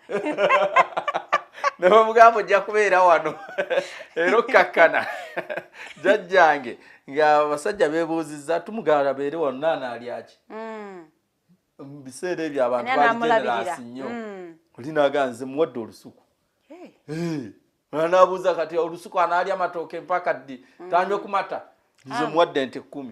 Kati ente 10 ozimuwadde anaazirundira wamula. Nze muwadde acres 4 farm. Alundireko ente ze. Kakati anaabeerawo atya nga talina amufumbira. Nze muwadde muwala wange. So he ended up marrying a Munyankolere lady. Then n'avaamu bajjajjaffe nabo olw'okuba nti jjajja bwe yatuuka yakola nnyo n'agaziya ettaka lye baamuwa n'agulirako eddala n'afuuka omu ku basajja ab'amaanyi nnyo mu kitundu ky'e Bushenyi eyo mu Shema Kabwohe. Kati jjajja azaala kitange naye n'awasa omukyala nga Munyankole. Yali n'abakyala be 3 naye nga bonna yabajja eyo. Kati tulina obujjajja essayidi eyo. Kitegerekeka bulungi. N'essomero kwe nasomera erya Kabwohe Mixed Primary School luliko ne secondary gitudde ku ttaka lya jjajjange. Yabawa eka ziringa 24. Kati wogabira acres 24 ogaba kumeka. Shobo ina pitirifu. So OCCID CPS yali tamanyi nti Abanyankole bayina. Yali tamanyi nti no Abanyankole nabo balina rights ezekalakasa. Oba nti nabo banyigirizibwa. Yali amanyi bali comfortable. Yeah. Not being comfortable because we were demonstrating against mismanagement of the taxpayers. OCCID akimanyi bulungi nti de Banyankole olusope taxes. Naye ndowooza yali amanyi nti Abanyankole bali mu bazibba bonna bali mu babbi. Nti bonna babbi tebalina kuvaayo. Bonna bali mu babbi. So ng'alinga agamba ife tubba ate lwaki muvaayo ate mutulwanyisa. You get it? So ekyo kyali kyanjawulo okubeera nti nno tribes zonna zaali inclusive. Mwalimu aba Northern, mwalimu aba Buganda, mwalimu abatolo, mwalimu you know, so to me it was an achievement. Era tugezaako consolidating spirit eyo okulaba nga we advance this struggle. kakati nga March to parliament ebaddewo omukulembeze w'eggwanga yavaayo n'agamba before nga tetunatuuka ku mukulembeze w'eggwanga ekirala ekyanyumira the teams ezaavaayo okwalayinga ne ba demonstrators we saw teams of lawyers to begin with Uganda Law Society. In my court when I was presented nga banzija ku CPS, I was being represented by the president of Uganda Law Society, you know, and he had moved in with a team of lawyers. In fact, ba lawyer bajuza benches is provided for abane basigala nga bakoze ki nga bayimiridde. That was a good gesture. Then butwali mukomera the team of lawyers from chapter 4 they came and ne babachalira keluzira tuchalira ne basaba osi natuwa room fenna ne batukunganyizamu ne batu briefinga gundi omusango gwe bataddeko kyegutegeeza ne batusaba contacts z'aba sureties to follow up okulanga tufuna bailo bwe twapiaringa. Another team that visited us, which had never visited me before, it is a team from Uganda Human Rights Commission. They came following us to prison. They bagamba, we want to find out there are some cases of torture, and we narrated to them. Though still disappointed, the reports that I haven't read them anywhere. Sinalaba ngeti gye bakola mu follow up. Bajja kukola. Bakola report. Sinagiraba. You know, because we raised cases of torture. In my case, myself, I was tortured. I was pepper sprayed from within CPS. They did not pepper spray me from the streets. Instead, never pepper spraying from that. That is injustice of highest level. Because even during arrest, acts ngezo zivumirirwa. Kati ate gomaze okukwata n'omuyingiza ne umwagala. How do you start pepper spraying him? The person like Sami, mu room gye bassaamu, next mwe mwali Sami. Nawulira emiranga Sami gyakuba. Bw'ogenda emulago ku Labour Ward awazaalirwa emiranga egyo tosobola gisangayo. Emiranga gye yali akuba nga gisinga egy'omukyala akwatiddwa ekisanga asindika omwana. And I was wondering, what is it that they are taking him through?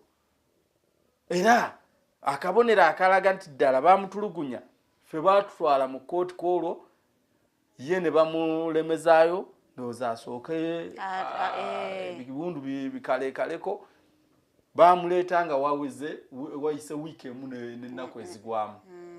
Ffe nga tulowooza nti baamuta n'okumuta ne balyoka bamuleeta. Era bwe bamutuusa mu kooti, he was given the longest remand. Some of us abamu babawa wiiki emu n'ennaku bbiri, abamu weeks bbiri. In my case we were for 2 weeks. Ye bamuwa weeks 3 n'ennaku ezigwamu. Nawa tiimu yali asooka mu kooti yali ajjanga waliwo abajja 29, waliwo abajja 31, abamu nga 1, then ffe nga tuli 5. Tiimu esembayo yali yanga 6. Ye nga wa 19. Then ekirala ekyannuma ennyo ku muvubuka oyo yennyini bwe bamutuusa mu prison, he was detained in that part of Komito. Nakunyumizaako life ya Komito wano olala. Kubanga mu 2022 bwe baali bansibidde mu Maxon Bay ne baleeta Dr. Besigye, kati ne batugamba nti tetusobola kuboyera ku buloko y'emu. Ne banzija mu ordinary wards ne batwala mu Komito. Life in Komito is another torturing life. Era bwe bakutwala mu Komito baba bagenze psychologically tutochalinga.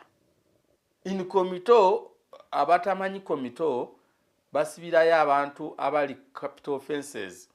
Capital offenses nga defilement, treason, rape, murder, emisango egifaanaganako bwegyo, terrorism. Kati bwe bakwata ne bakutwala mu magistrate court, mutera okuwulira cases nti court teri asabye bail ne court terina buki buyinza bugaba bail mu case eno. Mwakiwulira mu case ye Masaka yali ekyajinga ba Honorable Alan Sewanyana ne Segirinya. Aga nti court eno terina buyinza bukolaki buwa bail. So magistrate court ewebwa obuyinza obuteekateeka file with all the supporting evidence. Kati after preparing that file neryoka egitwala mu high court erina obuyinza obutryinga case efaanaganako bwetyo. Kati during that time nga magistrate court ekutte file n'egitwala mu high court obeera committed. They say he has been committed to high court. Kati bwodda mukomera obeera komito kwe kwawula mu banno. Yes, ne bakutwala mu komito. Kati mu komito oba olinda because the file magistrate court bwegitwalayo ebeera pending erinda allocation bagiwe omulamuzi. Bimu ku bye tuvumirira life gye tulabye mu prison nti omwana omusiba ayinza okubeera mu komito omwaka gumu, 2, 3, 4, 5, 6, 7, 8, 9 ne 10 nga file yetefunanga allocation for 5 years or 10 years. 10 years and so byenjogera nina omwana bamuyita Katerega Ibrahim. Edimu yali DJ oba MC ng'akozesa linnya lya DJ Messi. Yalikola ku radio emu eri mu Kiboga omubende Kiboga. Yes, story gye nanyumya naye. Amaze emyaka 10 bweddu mu komito tawuliranga linnya lye nga lisomebwa nti fayiro ye eri allocated. Nenga mu Uganda yemu in the last I think last year of 2022 if 2023 if not 2022 High Court yejjereza omuntu ng'amaze emyaka 11 mu komito era fayiro ye bagiyita mu High Court bagenda otunula mu bujulizi nga talina musango. Ne bagamba fayiro dismissed after having been in prison for 11 years. You know, so the delay of justice, delaying justice is an injustice of the highest order. And in principles of justice, they say justice delayed is justice denied. Such a person cannot go celebrating. But dismissing the sirina musango. Nenga ne alina omusango ogubadde kuvunanyizibwa. Bwe baga nti bamusingisiza omusango. Bayinza omuwa ekibonerezo kya myaka 12 ku 10 mukomera. Kati gobadde mukomera emyaka 11 olinda kooti lw'erowooza n'allocating ati fayiro. In another case, ojjukira kesi y'abaseeka Sheikh Muhammad Yunus Kamoga ne banne obaga nti be bataba amaseeka bannaabwe. They were in prison for 7 years. Bagenda mu kooti n'egamba singizira ku bujulizi obuliwo they are being acquitted. after being in prison for 7 years. Do you know what 7 years means in life? Good dira emyaka gyo ojjeko emyaka 7. Olabe baba kutambuza kuziza. Kale dira gyolina weyongereko 7 olabe gyolaga. So it is too much time. It is too much time. Kati chembadde tubadde twogera ku Sami life ye mu komito. Yes. Nti ogenze oli ku remand.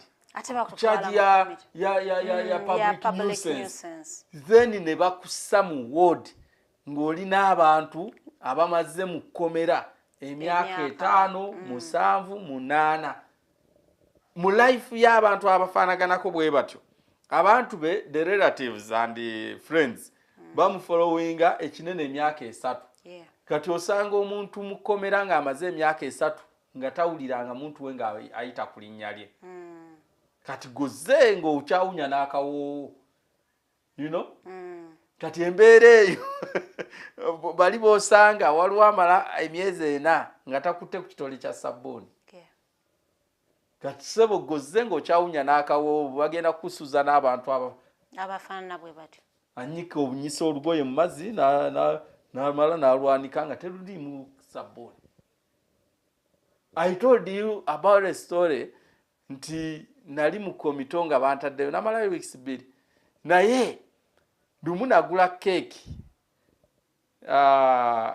because balina canteen awo beera n'ensente zo ku account si cash bakwa number obolirako oyagala you can do a transaction ne babireeta nafuna keeki ne ka ona nywaka keeki ndiaka keeki bonyrako ka ona na I attracted a team of about 6-7 inmates nga bali wali nga bakutunuulira you know nga bakanudde amaaso neneebuuza kati nkwate ka keeki kano kamenye mu piece buli omu muweekoba nga tekisoboka you know naye bwe namala okulya n'okunywa ka onako nanywako half nenjigaba bwe nasituka okugenda okunaaba mu ngalo nalaba ekintu kyesiryerabira mu bulamu bwange sajja yasooba mpolampola n'atuula awagudde obukunkumuka n'akanyiga mpolampola atestinge kakeeki testi yaako. That life is for real. You know? Kati okussa mu bantu abafaanaganako bwe batyo sigamba nti nno tubavumirire oba nti kive naki naye psychologically tosigala kyekimu gwe nga gwe bataddeyo psychologically bongedde okuto kyalinga n'okkulumya obusibo obw'amaanyi then ekirala mu komera eriri mu kkomera bano olwokuba nti baana obusibe buwanvu n'emisango minene emboozi gye banyumya eyawukanira ddala ku balala oli agamba nze tosaako kyegyo kyosinze kitaawo nja kutta bandeeta wano nga nzisa abantu 6 just okuwulira ekigambo ekyo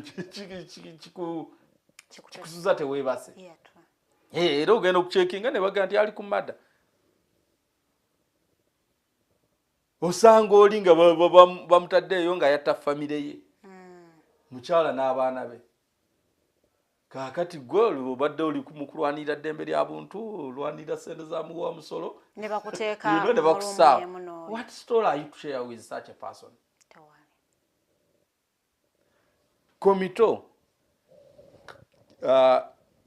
komera eriri mu kkomera liriko ne gate yaalyo kati abasibe bali abali mu ordinary wards batambula mu gye bayita boma ye compound y'ekkomera bano abakomito tebakkirizibwa kutambula era bw'aba afuluma ka gate kali he must go out for a purpose ngenda ku purchase era babawa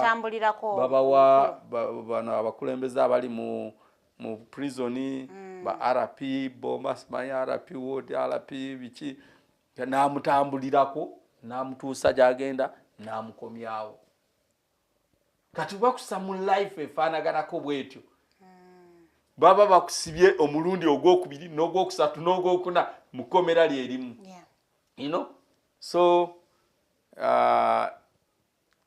muganda waffe Sami twetaaga omusaako mu musaala era ne challenge gye tuliko n'ey'okuchallenginga courts okusaba documents ezo buli omu agiwagire mu ngeri ye n'omulamuzi alaba ng'atulaba akubire omulamuzi oyo akasimu amugambe this is not how courts operate weekube mu kifuba tonyigiriza muntu kutuuka ku ekyo mu mbeera eryebweru w'amateeka. President w'eggwanga yavaayo n'agamba nti singa cause yammwe yali genuine eya march to parliament he would be the first person yalibadde ne wali ku forward front ng'abakulembera mu marching against corruption. N'agamba naye your march to parliament was funded by imperialists. Tibaabateekamu akasente ebigambo ebyo okkiriziganya nabyo. Museveni is a joker and it is so disappointing. Because the constitution defines the person of a president to be the fountain of honor. Yeah. Alpha and Omega. You know? Being a fountain of honor means a lot. So, bw'otula mu office ya presidency, n'otandika okuzanya jokes ezifaanaganako bwezityo, then he wished joining us from our front. After him realizing that we were being sponsored by imperialists, as he's putting it on. Yaffe yali ya 23rd. Kati alangirire iye. Iye yabeerawo. Sponsored. Iye yabeerawo. And he so wished to join after him realizing that there is a lot of corruption in the House of Parliament. Now, ours was sponsored and he could not join. Kati alangirire iye jana joining. Jana leading Italy supported by imperialists. By imperialists. Museveni himself wrote a letter to Parliament acknowledging that he has evidence of corruption in the House of Parliament. So I don't think that he still doubts. Corruption. Yes. Akkiriziganya ne byemugamba nti corruption wali. Yes. Then beyond demonstration, for him he has powers and authority to fight down corruption. What is it he's doing? Let me tell you, the essence of activism is to reach information to the relevant or concerned authority to attract a response. Yeah. For kuvane tugamba obuli bwenguzi buyitiridde mu parliament tuba twagala officers institutions ngeya IGG institution ngeya inspector auditor general ziveyo zibe interested zinonyereze ku buli bwenguzi obwo then office institution ngeya DPP tulabenga evaayo esawo egulawo emisango kuba biba n'abadyaka abakulupya abalabayi nga babasa mu mbuga z'amateeka babase emabega w'emitayimbwa. That is the purpose of our demonstrations. Museveni, you need not demonstrate to cause action. You need not. You just instruct the institution of Auditor General, the institution of IGG, the institution of DPP to come out into action. So him coming out to say, I would have joined from our front, that is a joke. The same Museveni is being seen praising Anita. Ngalinga agamba tulumye kubayaye. Twamulabye ngali eyo bukedi yabo bali mukwekubya bifaananyi n'ente bakubye bifaananyi, you know, alinga agamba tulumye kubayaye because he is the headmaster of corruption in the country.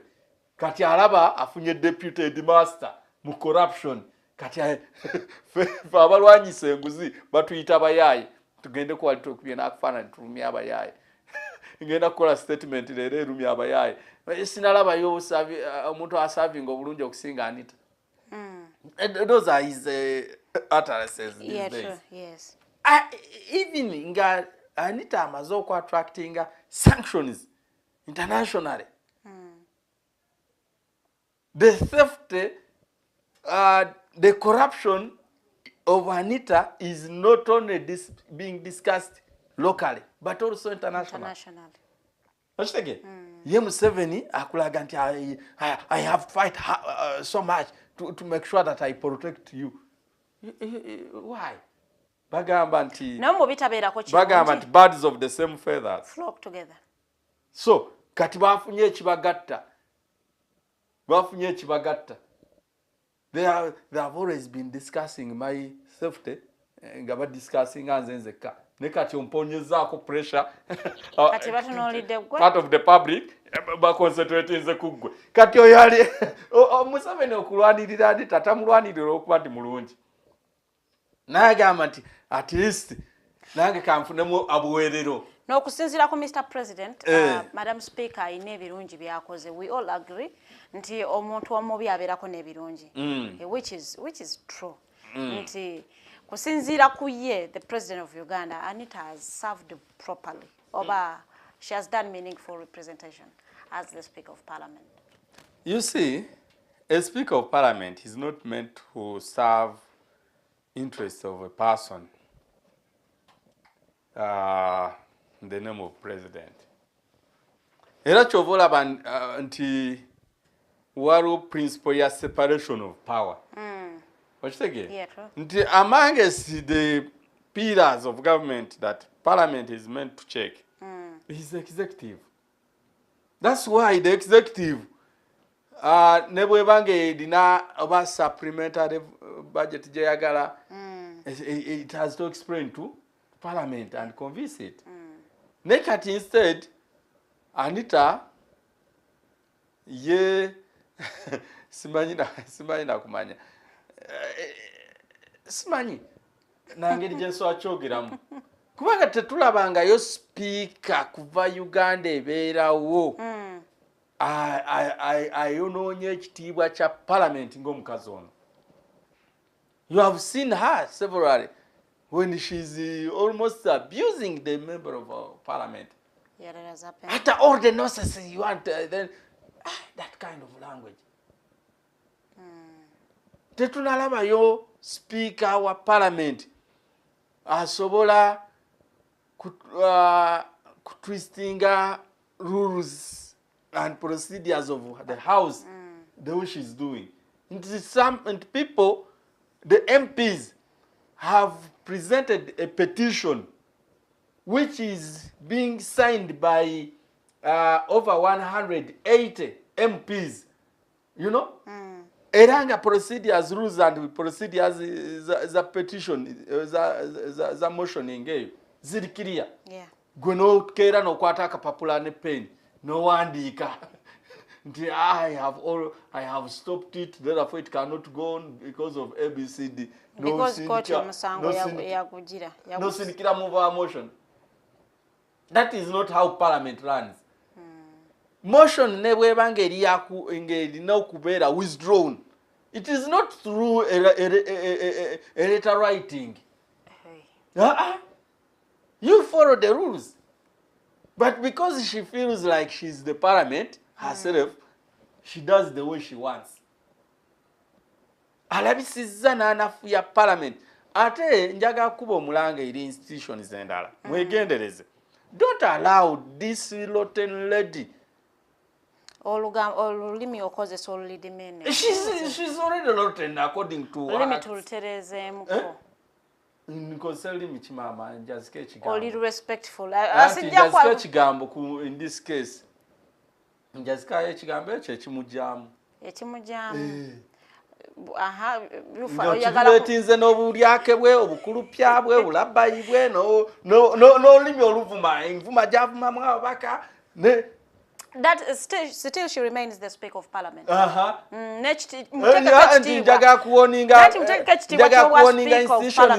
Njaga kuoninga institutions nga court obutakkiriza onokuddira bikolwa bye bibi obituusa mu institutions ezo nga bw'amaze okusuula Parliament n'agirabisa bubi ne institutions zino tezirabika bubi. Lwaki nkyogera nti tulabye cases ezimu mu court nga omukazi ono asindikayo obubaluwa ne kooti nazo nezi abalamuzi ne befuula kozi ogambye tugambye tetukozesa lulimi luvoola n'olaba nga bakoledde ku directive zaki za Madam Speaker. Police mu biseera by'okosoocola omukazi yakubira okosoocola as the IGP nakasimu Habibu yadumira abaagala okunzita mukwate ochola naye gwe nali respecting nga a trained police officer who was sitting in that office of the IGG on merit.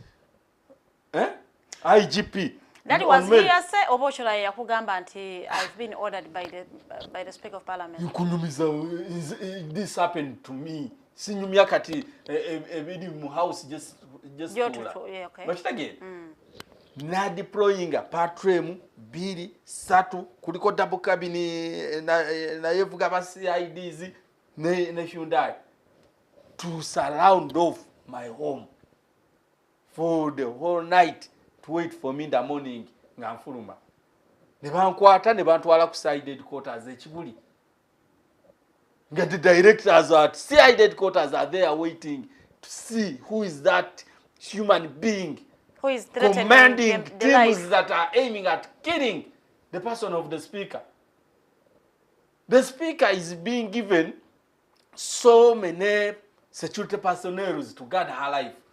So someone who attempts nafuna ofunye ekirowoozo naga nti nsobola okumutta oyo muntu nawe bw'obeera mu kitongole oba so the way I was arrived at CID headquarters oyinza okulooza maama baleesa omutujju nenzija gye banzija ewaka nange kenyini nagenda neebuuza ku luno kiki nakoze eki because I've never been driven in so many cars like they drove you that yes patro mwe kulembedde empiri zivaako emabega gendo tuuka wali nga bakubira IGP tumulina era nabo ne bambuuza Habib wakoze eki pressure IGP gyatutaddeko gimanyi ne bangamba ebibyo wakati wo ne speaker kunze nze atali member wa parliament atali staff wa parliament ati speaker tugattaki you get it. So in the end of that day bantwala mukomera ne malayi naku 14 in the end of that day after a year ne bawandikira ne basamoninga Anita Amongo alete ba witnesses she represented none ne bamusamoninga J herself to witness against me. She did not show up. The matter was dismissed. Nenga wamale ennaku zo zonna mu mukomera. Namale ennaku ezo mukomera ne mala omwaka mulamba ne uba mu koti nsasula legal fees business zange zifudde erinnya lyange olyonoonye kati oyo muyite ki still abeera speaker wa parliament era kyembadde njagalamu nti police terina kukkiriza kukozesebwa muntu ng'oyo muntu wa institution ayo noona ekitefaananyi kyayo kooti temukkiriza kukozesebwa muntu ng'oyo nassaayo omusango nga bamaze okugoba guli mu 2023 bagoba around June. In September I filed a civil suit with High Court Civil Divisions calling for compensation from her. Because one, she caused malicious arrest on me. She caused malicious prostitution on me. Then she defamed me. She caused me losses, business losses. There's $1 billion compensation. She has influenced, I have information that she has bribed the judicial system not to allocate my case. You wait for the day. Lwakuba nti kati mbadde mulwadde. Bwentereera mbwenti. I'm going to protest around judiciary. Namwe to be exposing as we have exposed the court. Because now if we all sit down netu watching nga courts are being described as temples of justice. Mwembuga ya yobwenkanya. I have run to court. court to give me justice, it has seated on it. What do? I wait to suffocate. I'm left with no option other than demonstrating around court to fight for my justice, because I'm told from the schools I've attended that justice, freedom, and rights are fought for. They are not begging for. Dembe balwanirira lirwanirire. Bajjajjaffe babatwaliranga ku njegere nga babatwala mu masamba g'abazungu okukola obuddu.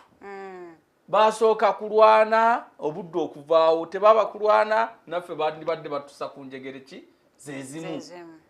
Kati mu kaseera kano bwe sirwanira ddembe lyange okubonaabona kulindiridde baana bange n'abazzukulu bange. Nga tumaliriza nze neewaayo nja kulwana kinaaba nsobodde okulaba nga nfuna eddembe n'obwenkanya mu ggwanga lyange Uganda. Nga tumaliriza mu dakiika zaffe ezisembayo tukulaba onekedde mu ka t-shirt ka Speaker must resign. Yes, I think the campaign is still on. It was part of the demands mwayina mu March ya mweto Parliament. Yes. Ne mulowooza nti temwasaba kinene nnyo. Is that achievable? Si kinene. Olaba ekisinga obunene kwe kukolerera eggulu. Si bwe guli? Okwekolerera eggulu ffenna twagala liyingira. Mulimu tugukola buli lunaku. Katonda tumusaba, ya Allah nkusaba jjana era njikolerera buli lunaku. But it is not a one day work. Yeah, true. It is a lifetime work. Okitege nti oyinza okubanga mu mwaka guno qualifying oliyingira ne mu wiiki esembayo mu kufaako newekanga byofiiriddemu nga bikuyingiza ki geyeena. You know, ne wabaawo awangadde omwaka nga wa geyeena naye mu wiiki esembayo mu kufa n'afa nga ali ku mirimu egimuyingiza jjana. Kaakati Speaker must resign. 23rd March to Parliament did not get her resigning. Yeah. Then we have to look at the achievements of that day. Olaba ekiri mu house. Parliament mwenyini. This very week. Nalabya ababaka ba Parliament nga batuuza press conference. Nga they are like, Speaker yefudde ki? Speaker atatambulira ku mateeka ga Parliament. Speaker yefudde partisan ngalina. Did you see them quarreling? Yeah. Had you seen them prior before nga tuvuddeyo kuzukusa? No, sanga nabo mwabazo. In fact, in their conclusion, they were like, we are going to join the public to demonstrate against you. Did you hear them saying?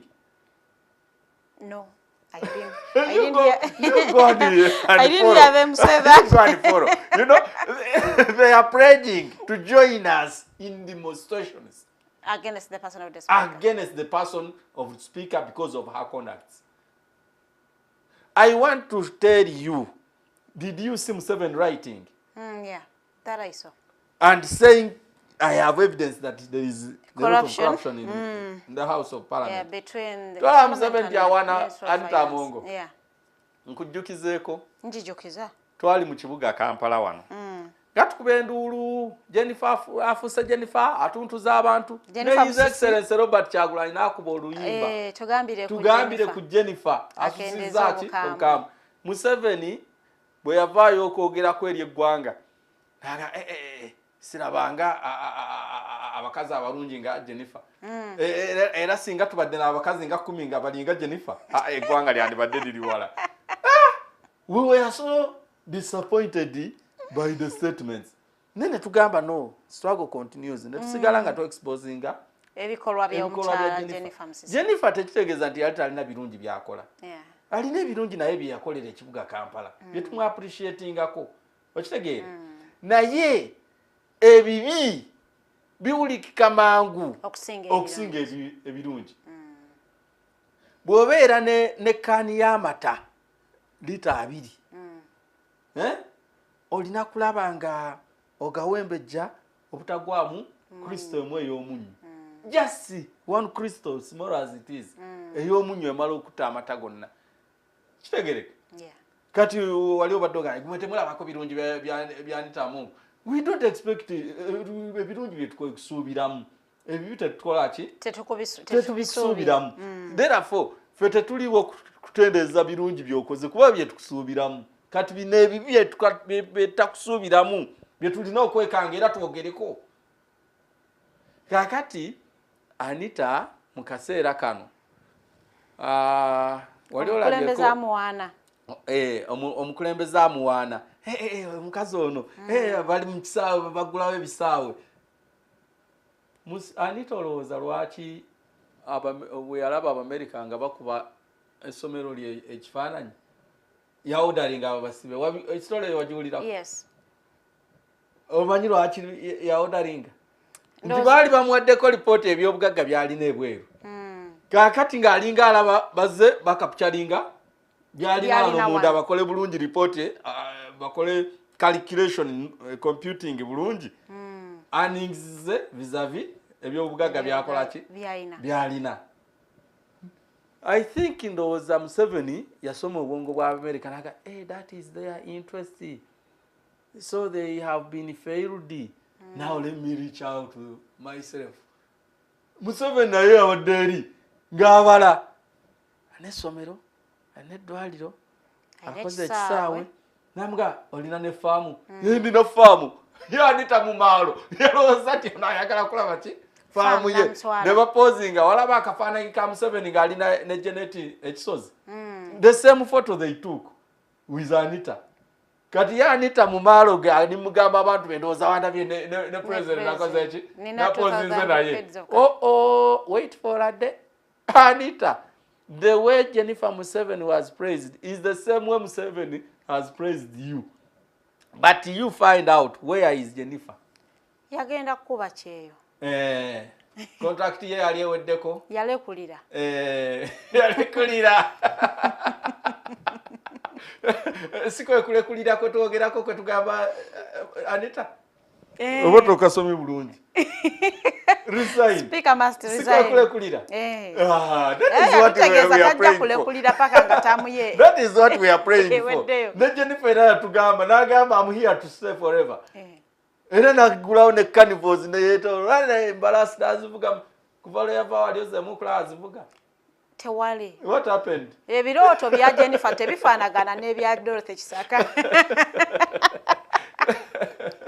so I want to assure you that in the country Uganda there is no any government official who has attracted international sanctions nasigala. If Museveni was to save any officer with international sanctions, he would have saved his in-law. Aba mukulu munne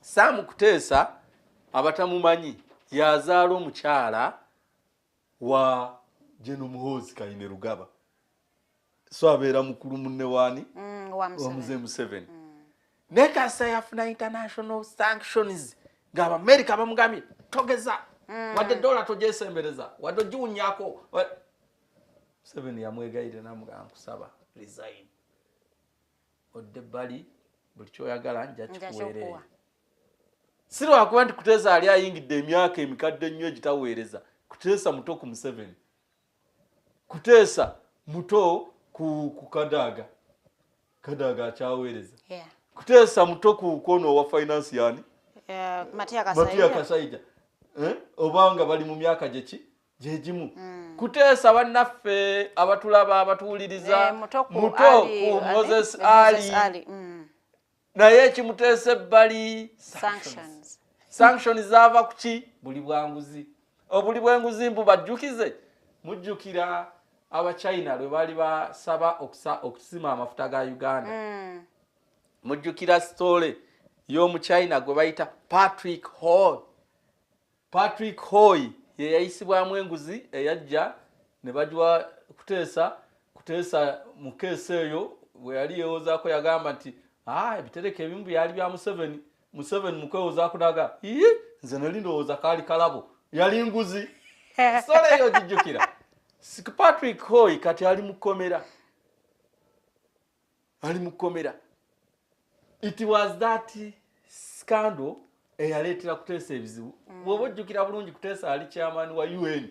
By then ne bamufumula ne bamusaako envumbo takkirizibwa kulinnya mu America, takkiriza kukola transaction yonna na company ekolegana n'Amerika, takkirizibwa na kukwata ku dola. Era kuteesa bw'omusanga ne dola musike konzike takwalifyinga kuba nazo. Sibula abatulabyo omuntu omulala ayafuna sanctions nga naye yali mulungi era nga bamuwaana yali Kale Kayihura. Kale Kayihura bwe yafuna sanctions of America. Kale Kayihura is still a young man, energetic. Yeah, sure. Why isn't he in the service? We may see him being reappointed. Reappointed when? Anytime. When the sanctions are lifted. Maybe. So, kakati Anita gaba malugo n'obutafaayo kunoonyereza ku byafaayo ebibaddewo okulowooza nti for yourself nti gozitowa okusinga bakuteesa, gozitowa okusinga bakayihula, gozitowa okusinga ba Jennifer Musi betulabyeko nga bakola ki nga basindikiriza.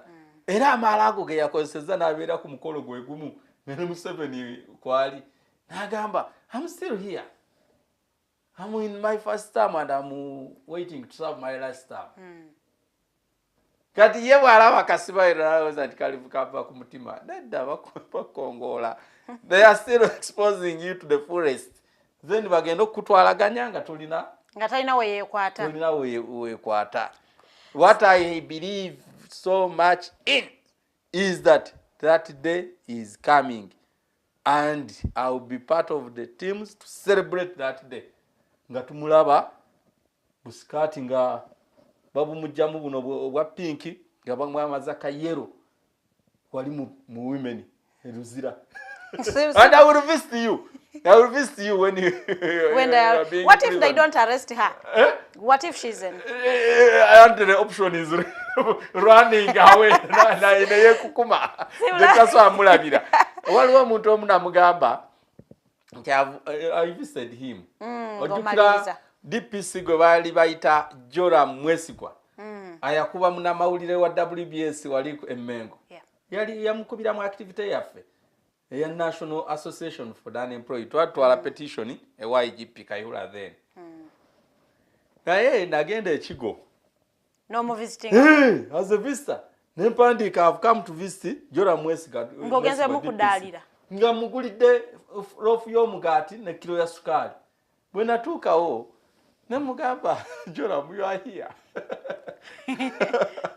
And you are not in a uniform. You know? Tekwa kudala. Have your life. Yes. And sigamba nti ngenda kukyalira nti eruzira nti ngenda mukyaliranga mukwano gwange.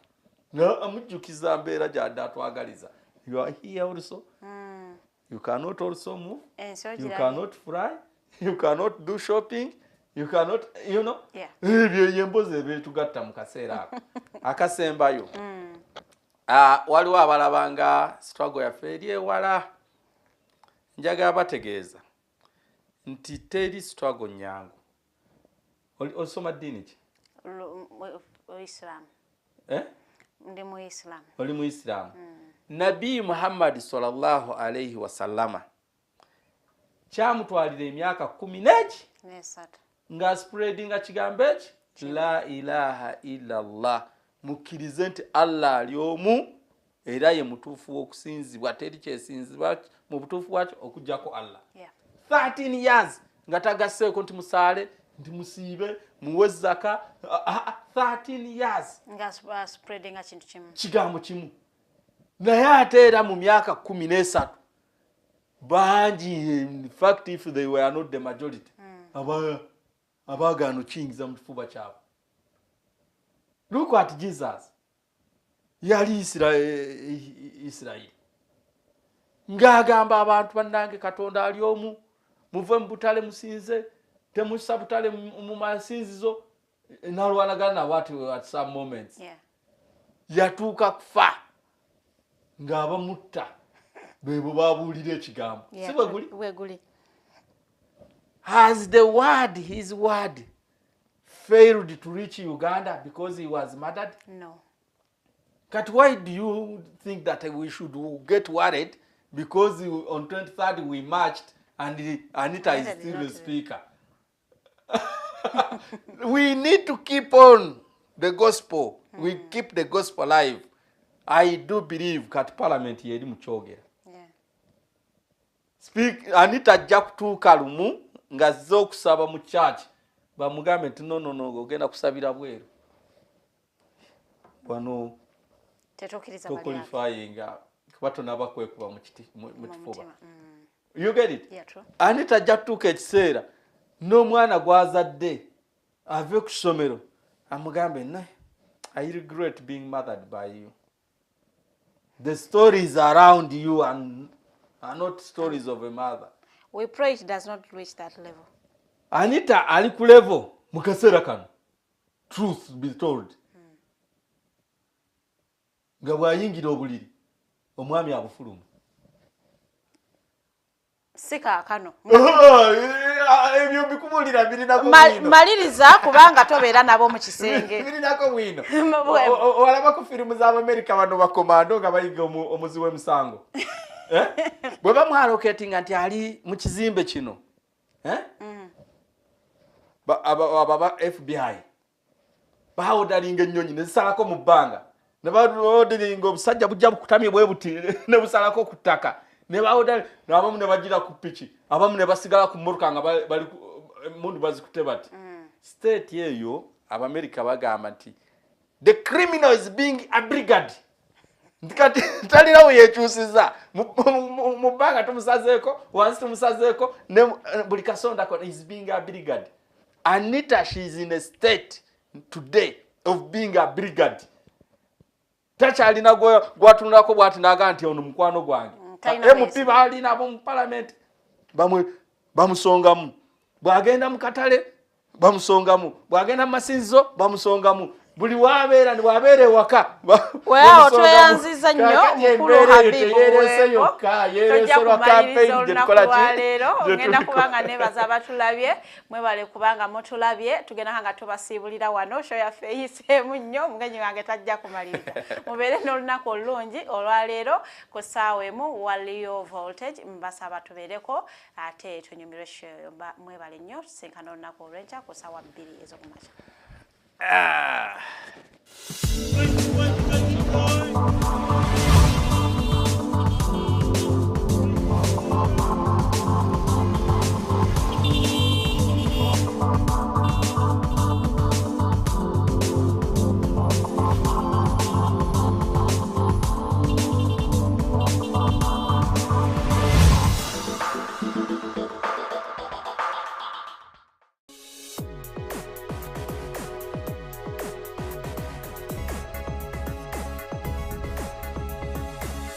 The Alternative Dig Talk.